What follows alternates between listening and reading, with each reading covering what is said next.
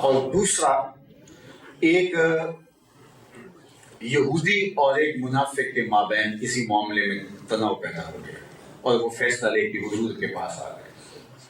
تو اللہ کے محبوب نے دونوں کی بات کو سنا.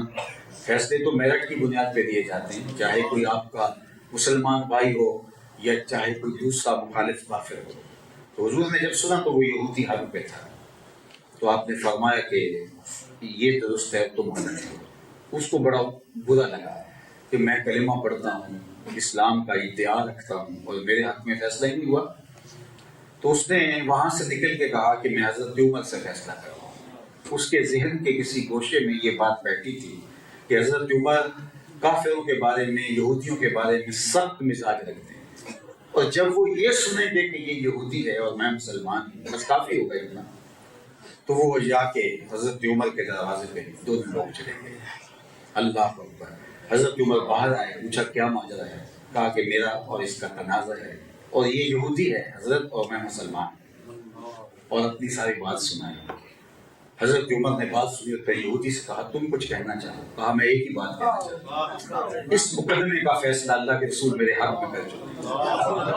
حضرت عمر نے اس سے تصدیق چاہی کہ یہ درست کہہ رہا ہے. کہا کہ ہاں یہ سچ کہہ رہا ہے، لیکن میں حضرت آپ کے پاس آیا. کہا رکو تمہارا فیصلہ بھی ہو. اندر گئے، جب واپس آئے تو ہاتھ میں تلوار تھی، اور اس منافق کی گردن کو اتارتے ہوئے تاریخ ساز لفظ کہے ہاذا عقدی لمن لم یرض بقضاء اللہ ورسولہ. جو اللہ اس کے رسول کے فیصلے کو نہیں مانتا اس کا فیصلہ عمر کی تلوار ایسے ہی. اب شور مچ گیا کہ عمر نے ایک مومن کو قتل کر دیا، مسلمان کو قتل کر. اس کے رشتہ دار باقاعدہ احتجاجی جلوس لے کے حضور کی خدمت میں پہنچے کہ عمر نے ایک مسلمان کو قتل کر دیا، ماورائے عدالت قتل ہو گیا. شور مچ گیا. اللہ اکبر. اللہ کے محبوب صلی اللہ علیہ وآلہ وسلم نے فرمایا عمر کو بھی تو بلاؤ تاکہ ان کی بات بھی سنیں وہ یہاں اس نوبت تک کیسے پہنچے. حضرت عمر کو بلاوا گیا. حضرت عمر بعد میں پہنچے، جبریل پہلے اور یہ آیت کریمہ نازل ہوئی فلا وربک لا یؤمنون حتی یحکموک فیما شجر بینہم. محبوب مجھے تیرے رب کی قسم، مجھے تیرے رب کی قسم. اللہ اکبر. جو مجھے تیرا نہیں مانتا وہ مجھے نہیں مانتا. ساری زندگی لا الہ الا اللہ پڑھتا ہوا مر جائے، محمد رسول اللہ نہیں پڑھا مومن ہی نہیں. اس کی توحید نہیں ہے جو رسول اللہ کی رسالت کو نہیں. فلا وربک، مجھے تیرے رب کی قسم، لا یؤمنون حتی یحکموک فیما شجر بینہم. یہ تو کہتے ہیں مومن کو قتل کر دیا. محبوب مجھے تیرے رب کی قسم اتنی دیر تک کوئی مومن ہی نہیں ہو سکتا جب تک تیرے فیصلے کو دل سے قبول نہ کرے. اللہ اکبر. صرف قبول ہی، حتی لا یجدوا فی انفسہم حرجا مما قضیت، اور جو آپ فیصلہ کریں اس کے بارے میں دل میں معمولی تنگی بھی نہ ہو. صرف یہ نہیں ہے، عدالت کا فیصلہ بعض اوقات بندہ مجبوراً قبول کر لیتا ہے، دل میں گھٹن ہوتی ہے. محبوب ان عدالتوں کی طرح تیری عدالت، تیرا فیصلہ جب تو کسی معاملے میں فیصلہ کرتے اور اس فیصلے کو وہ قبول کرے، صرف یہ نہیں ہے کہ زبان کو سیلے، اندر بے چینی ہو، اضطراب ہو. ایمان تب سمجھ میں آئے گا کہ وہ مومن ہے کہ ثم لا یجدوا فی انفسہم حرجا مما قضیت. محبوب جو تو نے فیصلہ کیا ہے اس فیصلے کے حوالے سے دل میں معمولی تنگی بھی نہ ہو. وَيُسَلِّمُوا تَسْلِيمًا، اور اس کو ماننے کا جو حق ہے وہ پورا کرے. جب تک یہ نہیں ہوتا مجھے تیرے رب کی قسم کوئی مسلمان ہی نہیں ہو سکتا.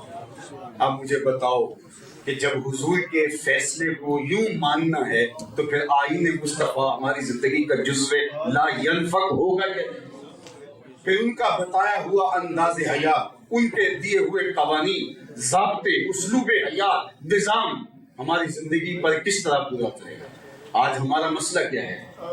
آج ہم 1 ارب 70-80 کروڑ ہونے کے باوجود دنیا کے اوپر رسوا کیوں ہو رہے ہیں؟ اس لیے کہ ہم زبان سے تو حضور کے نظام کی بات کرتے ہیں، ہم مسلمان اپنے آپ کو تو کہتے ہیں، لیکن ہمارے رویے، ہمارا طرز زندگی، ہمارا انداز معاشرت، ہمارے اسلوب حیات حضور کے بتائے ہوئے اسلوب کے مطابقت میں نہیں ہے. اسلام میں آدھا تیتر آدھا بٹیر نہیں ہے، سر سے لے کر پاؤں تک انہی کا ہونا پڑتا ہے. اس چمن میں پیروے گل گل ہو یا تلمیز گل، یا سراپا نالا بن جائے یا نوا پیدا نہ کر۔ یہ نہیں ہوگا کہ ہم یہ راستہ بھی رکھیں اور یہ راستہ بھی رکھیں۔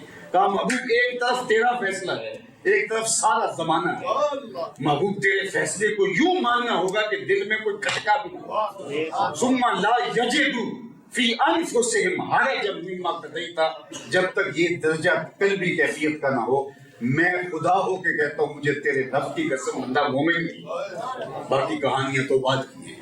تو وہ ایمان کے نور سے ہی مالا مال نہیں ہوتا جب تیرے لیے یہ اس کے دل کی اور اس کے قلب کی حالت ہو۔ اللہ اکبر۔ تو ہمیں سر سے لے کر پاؤں تک اسلام کو ہونا پڑے گا، پھر اس کے بعد اسلام ہمیں فیض دے گا۔ جب ہم بھی گنجائش رکھیں گے، جہاں جی چاہا مان لیا، وہ کیا کسی نے کہا تھا کہ میٹھا میٹھا ہپ ہپ کڑوا کڑوا تھوت، نہیں ایسا نہیں ہے۔ عبداللہ ابن سلام، ابن یامین، ابن اسید اور ابن اسید یہ لوگ اسلام لائے تھے، لیکن اسلام لانے کے بعد انہوں نے دیکھا کہ اسلام کوئی اونٹ کے گوشت کو کھانا واجب نہیں قرار دیتا، نہ اونٹ کا دودھ پینا کوئی وجوب ہے اسلام میں۔ ہم میں سے کتنے لوگ ہوں گے جنہوں نے آج تک اونٹ کا گوشت چکھ کے بھی نہیں دیکھا ہوگا، اس کا دودھ کبھی ایک گھونٹ تک نہیں پیا ہوگا؟ ہمارے اسلام میں کوئی فرق نہیں پڑا۔ لیکن یہودی اونٹ کا گوشت نہیں کھاتے تھے، اس کا دودھ نہیں پیتے تھے، اور ہفتے کی تعظیم کا معاملہ تھا۔ انہوں نے کہا اسلام کون سا منع کرتا ہے یا کوئی واجب کرتا ہے؟ تو چلو ہم بچپن، لڑکپن، جوانی، اب کہولت کے ایام کی طرف بڑھ رہے ہیں، اب اسلام نصیب ہو گیا، تو بچپن سے ایک چیز کو چھوڑے آ رہے ہیں، تو اب بھی اس کو چھوڑے رکھیں گے۔ اسلام تو کوئی اسلام میں واجب تھوڑا ہے، فرض تھوڑا ہے، مباح ہے، جائز ہے، میسر ہے تو لے لو، نہیں ہے تو کوئی بات نہیں۔ تو انہوں نے اونٹ کا گوشت اور دودھ قصد کے ساتھ چھوڑنا شروع کیا، جس کا بات پہلے چھوڑتے تھے کہ کوئی بات نہیں، اسلام کون سا لازم کر دے گا۔ جب انہوں نے اونٹ کا گوشت بقصد چھوڑا تو اللہ تعالیٰ نے قرآن نازل کیا، اور اس کے اولین مخاطبین حضرت عبداللہ ابن سلام ان کے صاحب تھے۔ یا ایھا الذین آمنوا ادخلوا فی السلم کافۃ، اے مسلمانوں، اے ایمان والو، اسلام میں آئے ہو تو پھر پورے ہو۔ یہ نہیں ہے اور کوئی اونٹ کا گوشت کھائے یا نہ کھائے، تمہیں کھانا پڑا۔ کیوں؟ اس لیے کہ تمہیں ملحوظ ہے یہودیت کی ایک رسم، اور تم اس رسم کو بھی بچانا چاہتے ہو، اسلام بھی لانا چاہتے ہو۔ یہاں اس رسم کو توڑنا ہوگا، تمہیں کرچی کرچی کرنا ہوگا، سر سے لے کر پاؤں تک اسلام میں آنا ہوگا۔ جب تم اس لبادے میں، اس رنگ میں رنگے جاؤ گے، پھر تمہارا اسلام اور دین مانا جائے گا۔ اور اس کی ان کو لازم قرار دیا گیا کہ وہ اونٹ کا گوشت بھی کھائیں اور اونٹ کا دودھ بھی، اور یوں ہفتے کی تعظیم کا معاملہ بھی ان کے اوپر جو ہے کہا کہ اس کو آپ کو ترک کرنا پڑے گا۔ تو ہمارا اسلام ہمیں کیا کہتا ہے؟ اپنا سب کچھ ہمارے سپرد کرو، تمہاری خواہش نہیں۔ اور اگر ہم اپنے آپ کو بھی رکھتے ہیں، اپنی تمناؤں کو بھی رکھتے ہیں، دیکھو کانسی، پیتل، لکڑی، پتھر اور مٹی کے مادو بت بھی پوجے جائیں گے، اب خواہشات کے بت ہیں، آرزوؤں کے بت ہیں، اپنی رسوم کے بت ہیں۔ جب ہم ان کو پوچھتے رہیں گے، اسلام کا ثمرہ ہمیں نصیب نہیں ہوگا۔ اس چمن میں پیروے گل گل ہو یا تلمیز گل، یا سراپا نالا بن جا یا نوا پیدا نہ پیدا، ایسا ہوگا ہی نہیں کہ عادت کی طرح اٹھے، سر سے لے کر پاؤں تک دین کے اندر آنا ہوگا، اترنا ہوگا، پھر دیکھنا کہ اسلام کیسے ثمرے دے گا۔ جب سر سے لے کر پاؤں تک ہم دین میں اترتے ہیں تو تعداد ہماری صرف 313 ہوتی ہے، اور ہم یوں کفر کے بخی اور ذریعے رکھ دیتے ہیں کہ میرا مالک اس دن کو یوم فرقان دے گا۔ ابو جہل نے اپنے جاسوس کو بھیجا کہ جاؤ دیکھ کر کے مسلمانوں کی تعداد کتنی ہے، اور خوب وادیاں، ٹیلے اور اطراف میں ہر چیز کو ٹٹول کے دیکھنا، پیچھے کمک موجود ہے نہیں ہے، کیا ہو رہا ہے۔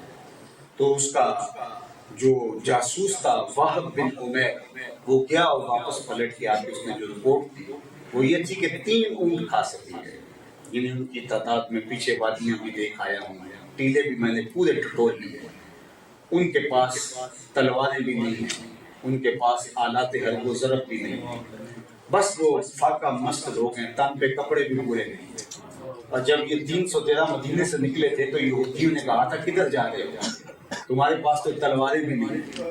اور مسلمان جن کے پاس تلواریں نہیں تھیں انہیں کھجوروں کے ڈنڈے توڑ لیے، یہ اللہ کے مجاہد تھے، چلے تھے جنگ پہ جنگ۔ تو انہوں نے کہا کہ تم کس بل بوتے پہ جنگ کرنے جا رہے ہو؟ تمہارے پاس تو ہے ہی کچھ نہیں، اور اتنی بڑی قوت ہے جس سے تم ٹکرانے جا رہے ہو، تمہیں ہوش ہے؟ کس بل بوتے پہ جا رہے ہو؟ حضور چادر اوڑے آگے آگے چل رہے تھے۔ تو انہوں نے اشارہ کر کے کہا نہ تیغ و تیر پر تکیہ، نہ خنجر پر، نہ بالے پر، بھروسہ ہے تو اس سادی سی کالی کملی والے۔ ہمارا آسرا یہی ہے، ہمارا سہارا یہی ہے۔ کہا کہ 300 لوگ ہیں، یعنی 3 اونٹ کھا سکتے، اس زمانے میں 100 آدمی 1 اونٹ کھا لیتا تھا، کہا 3 اونٹ کھا سکتے۔ تو ابو جہل نے جب سنا تو اس کی باتیں کھل گئی، تو کہ یہ 10 اونٹ روز ذبح کرتے تھے۔ تو کہا اچھا اتنے تھوڑے لوگ ہیں؟ تو اس نے صنادید قریش کو اپنے پاس بلایا، کہا اس کا وہب بن عمیر کی رپورٹ سنو، اور پھر رعونت سے بھرے ہوئے انداز میں بولا کہ کل تو لڑائی کی نوبت ہی نہیں آئے گی، رسیاں جمع کرو، رسیاں، ہم ان کو پکڑتے جائیں گے اور اونٹوں کے ساتھ باندھتے چلے جائیں گے، اور جا کے حرم کی دیواروں کے ساتھ ان کو باندھ دیں گے اور لوگوں کو بتائیں گے یہ نیا دین ہے۔ جب اس نے رعونت بھرے یہ جملے صنادید قریش کو کہے تو وہب بن عمیر نے ایک تاریخ ساز جملہ کا ابن ہشام نے نقل کیا، اس نے کہا میری پوری رپورٹ تو سن لو، میری پوری بات تو سن لو۔ اس نے کہا تمہیں سنا نہیں؟ کہا ولا بن رایت یا معاشر قریش البلایا تحمل المنایا، اے قریش کے سرداروں میں ان آنکھوں سے دیکھ کے آیا ہوں کہ یثرب کی اونٹنیاں اپنی پشتوں پہ موتیں اٹھا لائیں اور وہ زخمی سانپوں کی طرح پیچ و تاب کھا رہی، اور کل ان میں سے کوئی مرے گا نہیں جب تک تم میں سے ایک کو لڑ نہیں جائے، اور تم کہتے ہو رسیاں گٹھی کرو، میرا مشورہ مانگتے ہو تو رات کی تاریکی میں بھاگ سکتے ہو تو بھاگ جاؤ، ان سے لڑنا تمہارے بس کا روک نہیں جو مرنے کے لیے آئے۔ اللہ اکبر۔ پھر اگلے دن عظیمت کی جو انوکھی داستان اہل ایمان رقم تھی، میرے رب نے بھی اس کو یوم فرقان کیا۔ اللہ اکبر۔ آج 1 ارب 80 کروڑ مسلمان اور خانواں برباد ہے۔ جو کچھ غزہ میں ہو رہا ہے کبھی ایسا بھی ہو سکتا ہے؟ اللہ کے محبوب علیہ السلام کی حدیث یاد آئی، میرے اور آپ کے آقا مولا نے فرمایا کہ جس طرح بھوکے کھانے کی پلیٹ پہ ٹوٹ پڑتے ہیں، ایک زمان آئے گا تمہارے اوپر یوں لوگ ٹوٹ پڑے۔ تو صحابہ نے عرض کی یا رسول اللہ کیا اس وقت ہم تھوڑے ہوں گے؟ فرمایا نہیں، اس وقت تم بہت زیادہ ہو گئے۔ تو عرض کی حضور پھر ایسا کیسے ہو سکتا ہے؟ کیونکہ صحابہ کا تو تجربہ ہے کہ 313 ہو تو ہم ہلنے نہیں دیتے، تو جب ہم کروڑوں اربوں کی تعداد میں ہوں گے تو پھر ایسا کیسے ہو سکتا ہے؟ فرمایا تم ایک مرض لاحق ہو چکا جس کی وجہ سے دشمن کے دل سے تمہاری ہیبت نکل جائے گی۔ عرض کی یا رسول اللہ وہ مرض کیا ہے؟ فرمایا الوہن۔ عرض کی حضور وہن کیا؟ من وہن یا رسول اللہ۔ تو اگر دین نے وہن کی تعریف کی، حب الدنیا وکراہیت الموت، دنیا کی محبت اور موت کا خوف، یہ جب مسلمانوں کے دل میں اتر جائے گا تو پھر وہ افراد کی کثرت کے باوجود لقمہ تر بن جائیں گے۔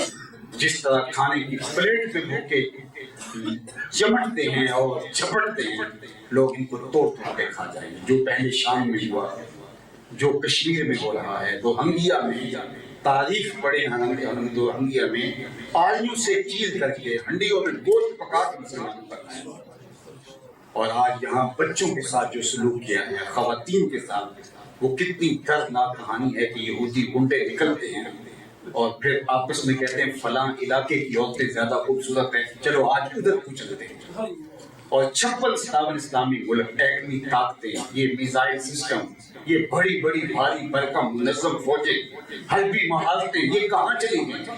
56 اسلامی ملکیں، بڑی بڑی معیشتیں، تیل کے ذخائر اور سونا اگلتی زمینیں، آج بے غیرتی کی چادر اوڑھ کے 56 اسلامی ملک جو ہے وہ ان کے مرنے کا تماشا دیکھ رہے ہیں۔ لیکن یہ بات ذہن میں رکھیے گا کہ اللہ جل شانہ حق کو کبھی مغلوب نہیں ہونے دے گا۔ یہ امتحان ہمارا ہے، وہ تو سرخرو ہو گئے، جس کا سر کٹ گیا اور جس نے اپنے آپ کو ہنس کے موت کے گلے سے لگایا، وہ کہانی کتنی دل آویز ہے کہ جب اونٹ کی 2 ٹانگوں سے ٹانگیں باندھ دی جاتی ہے، 2 اونٹوں کی پچھلی ٹانگوں سے ایک شخص کی، اور کہا جاتا ہے اسلام سے منحرف ہو جا ورنہ اونٹوں کو ہانکا لگا دے گے، تو وہ ہنس کے کہتا ہے جو کرنا ہے کرو۔ تو پھر جب اونٹوں کو ہانکا لگتا ہے اور بدن چرنے لگتا ہے، سرخ سرخ اون کے قطرے گرتے ہیں، تاریخ بتاتی ہے جب تک زبان بولتی رہی لفظ زبان پہ یہی تھے، فوز تو بے رب الکعبہ، کعبے کے رب کی قسم زندگی کی بات سرخوری تو اسے کہتے ہیں، کامیابی تو اسے کہتے ہیں، خباب بن حرب نہیں۔ حضور جب کعبہ کی دیوار کے ساتھ بیٹھے تھے تو کافروں کے تنگ کرنے کی کہانی آگے سنانا چاہیے، فرمایا خباب ڈر گئے ہو، تم سے قبل تو لوگوں کے جسموں کو لوہے کی کنگھیوں سے چیرا گیا، حتیٰ کہ ان کنگھیوں کے دندانوں نے ان کی ہڈیوں پہ نشان چھوڑے، لیکن انہیں ہاتھ کا راستہ پھر بھی نہیں چھوڑا۔ حضرت زکریا کے سر پہ آلہ رکھ کے پاؤں تک چیر بنے، اللہ اکبر۔ حضرت یحییٰ کی گردن کاٹ کر کے تشتری میں سجا کے ہاتھ میں وقت کے سامنے پیش کی گئی۔ امام رازی نے لکھا کہ مکے سے لے کر طائف تک 70 ایسے نبیوں کی قبریں ہیں جن کی وفات صرف بھوک کی وجہ سے، لوگوں نے اذیتیں سہی ہیں، تکلیف سہی ہے، خون 100,000 انجم سے ہوتی ہے سحر میں، کتنے ستاروں کا خون ہوتا ہے پھر سبیدہ احساس طلوع ہوتا ہے۔ تو یہ بات ذہن میں رکھیں، یہ امتحان ان کا نہیں تو ہمارا امتحان ہے، وہ تو کامیاب ہو گئے اس امتحان میں۔ آج ہم کھڑے کہاں ہیں؟ آج اگر دجال اپنی تمام تر مادی قوتوں کے ساتھ آپ موجود ہو تو کتنے لوگ ہیں جو دجال کے کلمے پڑھیں گے؟ آج ہم سمجھے کہ ہم کھڑے کہاں ہیں۔ آج ٹیکنالوجی کی کسیدہ اور دور موجود کے اس مادی عروج کی کسیدہ کہانیوں سے ہماری زبان تھکتی نہیں ہے۔ اللہ کے محبوب نے فرمایا کہ 3 گروہ ہو جائیں گے امت میں، ایک وہ جو کاٹ دیا جائے گا، جو شہادت کا تاج سر پہ پہن لے گا، ایک وہ کہ جو راہ فرار اختیار کر لے گا، دلیلیں اور منطق اور فلسفے بگاڑے گا کہ دیکھو ہمارے پاس طاقت نہیں ہے، ہم پتھر کے زمانے میں تکیل دیے جائیں گے، ہماری معیشت سکڑ جائے گی، یہ ہوگا وہ ہوگا، وہ اس طرح کی کہانی، دنیا میں ہم تنہا رہ جائیں گے، عالمی برادری سے کٹ جائیں گے۔ یہ ساری دلیلیں، ایک گروہ کٹ جائے گا، شہید ہو جائے گا، اور دوسرا گروہ وہ فلسفے بگاڑ رہا ہوگا، تیسرا گروہ جو بیت المقدس کے دروازوں پر کھڑا ہوگا اور لڑ رہا ہوگا اور حق کے لیے پوری استقامت کے ساتھ کھڑا ہوگا۔ حضرت عیسیٰ کا نزول ان سرکشوں اور منطق بگاڑنے والوں کے پاس نہیں ہوگا، ان مجاہدوں کے پاس ہوگا۔ حضرت عیسیٰ آئیں گے اور ان کو کہیں گے بتاؤ 2 آپشن دیں گے، یا تو میں دعا کرتا ہوں اور یہ کفار مغلوب ہو جائیں گے اور ہمیں فتح نصیب ہو جائے، دعا سے کام بن جائے گا۔ حضرت عیسیٰ کے الفاظ سے دجال پگھلنا چاہیے، اللہ اکبر۔ یا تو یہ آپشن ہے کہ میں دعا کرتا ہوں تم آمین کہو، تم نے جتنی محنت کی اللہ نے قبول کی، اور یہ اس دوا سے ہی مصروف ہو جائیں گے اور مفتوح ہوں گے تم فاتح، اور یا پھر ہم لڑتے ہیں، اللہ تعالیٰ ہمیں فتح دے گا۔ اب بتاؤ ان 2 میں سے تمہارے پاس کیا آپشن ہے؟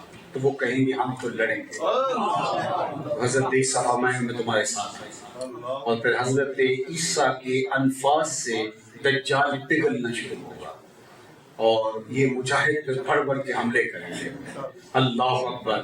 اور فرمایا کہ شجرۃ الیہود الغرقد نام کی ایک جھاڑی ہے، اس جھاڑی کے علاوہ یہودیوں کو کوئی پناہ نہیں دے گا، حتیٰ کہ اللہ کے محبوب نے ارشاد فرمایا کہ اگر وہ پتھر کے پیچھے بھی چھپیں گے تو وہ پتھر بھی آواز دے کے کہے گا کہ مجاہد ادھر یہ ظالم میرے پیچھے چھپے، اور پھر اللہ کا کلمہ بلند ہوگا۔ اور میرے حضور کا یہ فرمان سنیے کہ مٹی اور گارے سے، اینٹ اور گارے سے بنا ہوا کوئی مکان اور چمڑے اور اون سے بنا ہوا کوئی خیمہ ایسا نہیں رہے گا جہاں کلمہ اسلام داخل نہیں۔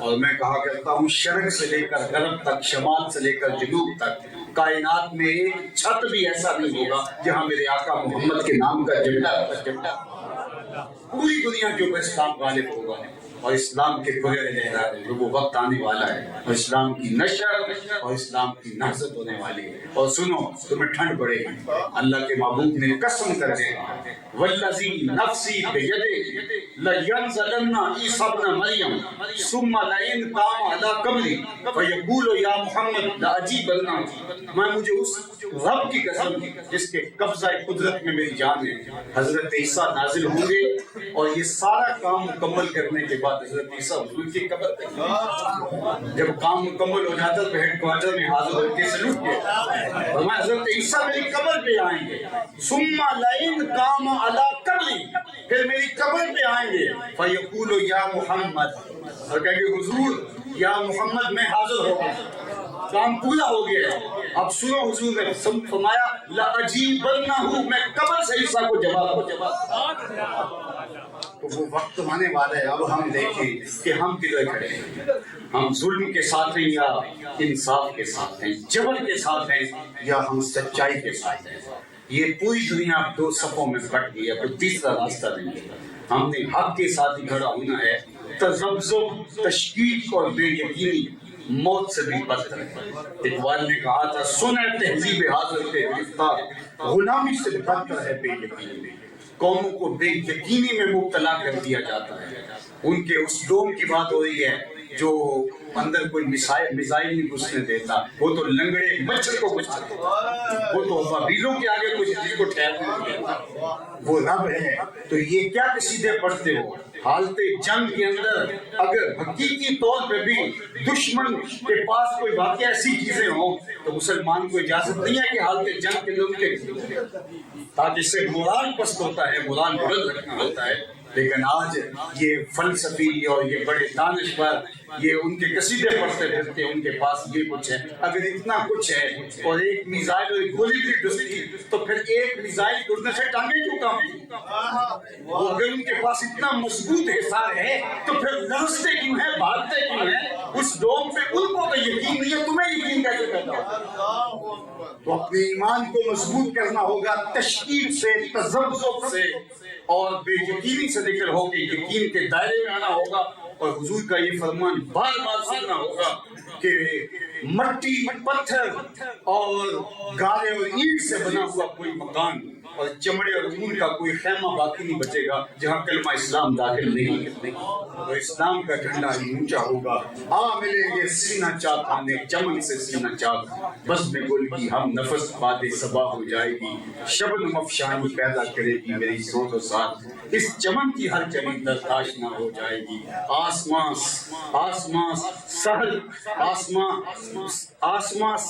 آسمان نور پیدا کرے گا، سال سے اجالے بانٹے گا، اور اس چمن کا ایک ذرہ توحید کے نغمے سے سرشار ہوگا، اور اسلام کا کلمہ اور اسلام کا پرچم اور اسلام کا پھریلا بلند ہوگا، اور کائنات کا کوئی گوشہ اور کونا ایسا نہیں ہوگا جہاں محمد عربی کے نام کے پھریلے نہیں ہوئے. اور وقت آج نہیں، وہ کل آنے والا ہے. ہمارا کام دہائی دے، مؤذن کا کام. یہ ابھی صاحبزادہ حسیب صاحب کہہ رہے تھے کہ مجھے کسی نے فون کیا کہ 40 سال سے تم کیے جا رہے ہو، اور میاں مؤذن اذان دیتا ہے چاہے کوئی نمازی آئے یا نہ آئے. ہمارا کام اذان دینا ہے، ہم مؤذن ہیں، ہم پکارتے رہیں گے، دہائی دیتے رہیں گے. کوئی آئے یا نہ آئے، خلش دے بدل را جو کب کو ہمام کہ یک روز گفتد ہمائے. سادی کہتے ہیں چارہ جو ہے وہ دانے ڈالتا رہے، کبھی کبوتر آئے گا، کبھی کوہ آئے گا، کبھی جو ہے وہ کوئی اور چڑیا آ جائے گی، لیکن ایک دن وہ ہما بھی تو آ ہی جائے گا جس کے لیے تم سارے جتن لے جائے. تو ہم نے اپنی نسلوں کو یہ مشن دے کے جانا ہے. ہم کچھ نہیں کر سکے، ہم آواز تو بلند کر سکے، ہم صدائے دل نواز تو دے سکے، لیکن وہ وقت آئے گا. اللہ اکبر. حضور نے دنیا کی فتح کی بشارت دی اور اس بشارت کو پورا کرنے کے لیے صحابہ نے جانے دی. مشکل سے مشکل حالات میں حضرت سلمان فارسی رضی اللہ تعالیٰ عنہ نے کہا، آپ کا جب انتقال ہونے لگا تو آپ نے کہا کہ مجھے کسی گھوڑے پہ باندھ کے ہانک دینا اس طرف، تاکہ میں فصیلے شہر کی طرف ہی جا کے قریب سے قریب تک تو ہو جاؤں، میرا نام تو شامل ہو جائے. یا وہ چڑیا چونچ میں پانی لیے چیخا کو بجھا رہی تھی، نارے نمرود کو بجھا رہی تھی، تو کسی نے کہا پگلی اتنی بڑی چیخا کے پرندے بھی اوپر سے گزرے تو جل بن کے کباب بن جائے، تیری چونچ کے اندر کتنا پانی آتا ہے کہ تو اس کو بجھا سکے. اس نے کہا مجھے پتا ہے کہ اس جلتی ہوئی آگ کے شعلوں کو میں بجھا نہیں سکتی، لیکن یہ میں کام اس لیے کر رہی ہوں قیامت کے دن نارے نمرود کو بجھانے والوں میں میرا نام تو یہ آئین مصطفیٰ کانفرنس اس بات کا، اس عزم کا اور اس عقیدت کا اظہار ہے کہ یا رسول اللہ ہم ساری زندگی اپنی بساط کے مطابق آپ کے آئین اور نظام کا نعرہ لگا رہے ہیں. اور جب بھی یہ نظام آئے گا، جب بھی یہ آئین نافذ ہوگا تو یقیناً دیوان حضوری کی قبر پہ نور اور زیادہ برستا کہ ان کے شہزادوں نے ادس کی مروجہ شکلوں کی بجائے انہوں نے حضور علیہ السلام کے آئین کی بات کی ہے، حضور کے نظام کی بات کی ہے. اللہ تعالیٰ ان کی زندگیوں میں برکت عطا فرمائے اور اس آستانہ نور پہ رحمتوں کے سویرے قیامت تک یوں طلوع ہوتے رہیں۔ یہاں جو سلسلہ نور درس و تدریس اس وقت کے اندر جاری ہوا، حضرت دیوان حضوری علیہ رحمہ و رضوان کا فیضان یوں قیامت تک ہم جاری رہے اور یہاں باقاعدہ علماء بن کر آفاق کے ایک گوشے میں نور روشنی اور اجالے پھیلاتے رہیں۔ وسعت دل تو بہت تھی، وسعت صحرا کم ہے، اس لیے مجھ کو تڑپنے کی تمنا کم ہے۔ وآخر دعوانا ان الحمدللہ رب العالمین۔